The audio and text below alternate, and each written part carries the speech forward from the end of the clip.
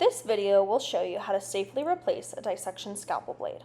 If you have any additional questions, please see your instructor or ask a TA for assistance. You will need a clamp and a dissection blade that fits the handle. Note, the handle has an angled notch here and a raised guide here. Note the blade has a hole here.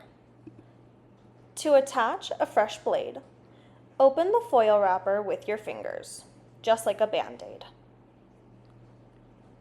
Use the clamp to remove the blade from the foil. Do not touch the blade with your fingers.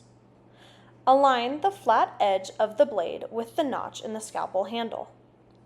Use the clamp to gently slide the blade onto the raised guide until the blade locks into place.